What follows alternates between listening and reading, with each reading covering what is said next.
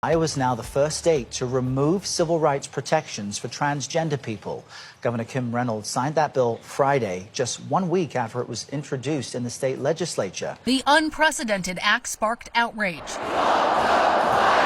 As lawmakers debated, hundreds of demonstrators gathered in the rotunda of the Iowa State Capitol to protest the law, which eliminates civil rights protections based on gender identity. I feel it's mean. I feel it's hateful. Representative Amy Wichtendahl, the state legislature's first openly transgender member, argued this is just the start. Vote this bill down today, because this is not the end.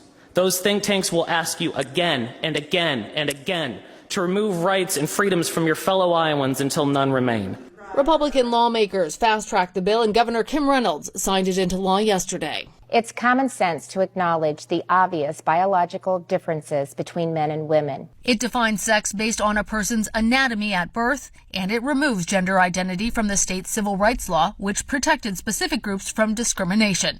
Gender identity was added alongside sexual orientation back in 2007. Before I signed this bill, the Civil Rights Code blurred the biological line between the sexes. What this bill does accomplish is to strengthen protections for women and girls. Max Mowitz is the executive director of the advocacy group One Iowa.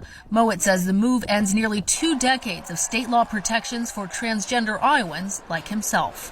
Why is this happening now? I can't understand what the timing would be other than a large, widespread national trend towards transphobia and hostility towards the LGBTQ community. It's more acceptable to single us out and harm us. Are you worried about real harm? Absolutely. I know that this will just move the needle further. Are we going to continue to see really horrible legislation because this is the new norm?